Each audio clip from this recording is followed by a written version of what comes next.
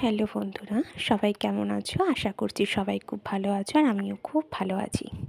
রবিবার দিন সন্ধেবেলা অনেক দিন কোথাও বেরোনো হয়নি, বেরোবো করে ভাবছিলাম। তাই আমার সাথে আমার একটা বন্ধুর প্ল্যানিং ছিল আজকে আমরা মিট করব। অনেক দিন পর দেখা হবে, কিন্তু সাথে রাজভোগও বলল যাবো তোমাদের সাথে। ও আমাদের সাথে কিন্তু বেরিয়ে পড়লো।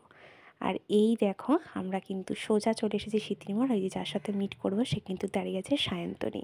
আমার সেই ছোটোবেলার স্কুলের কিন্তু বন্ধু, থাকে পাশের বাড়িতে, কিন্তু আমাদের কিন্তু সেইভাবে দেখা সাক্ষাৎ হয় না। ও 1 এপ্রিল আসে, আমার ছেলের বার্থডে উইশ করে।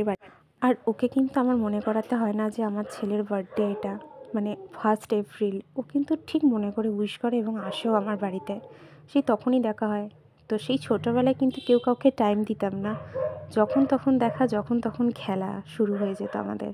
কিন্তু আজকে সেই দিনগুলো কোথায় চলে গেছে কেউই সময় পায় না। তবু কাজের ফাঁকে ও ব্যস্ত, আমিও ব্যস্ত। আজকে একটু সময় করে দেখা করেছি। আর আজকে আমরা চলে এসেছি কেএফসিতে, হাতিবাগানের কেএফসিতেই এসেছি।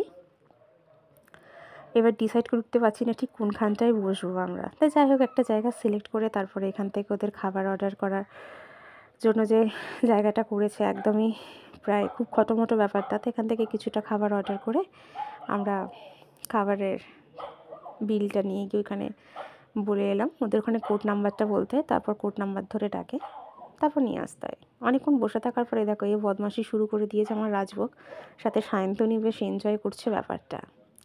দেন অনেকক্ষণ থাকার পর অবসান শেষ, এসে গেছে খাবার। বাস এখানকার মানে জাস্ট ইয়াম্মি খাবারগুলো, একটু গুড, ভালো কোয়ালিটি দেয়। আর বার্গার খাবে বলছিল রাজভোগ, তাই ওর জন্য বার্গারও নেওয়া হয়েছিল একটা। মানে দেখো ঝাল লেগেছে বলে ভীষণভাবে শেষাচ্ছে, কিন্তু তবুও খাওয়া চাই, কী করা যায়।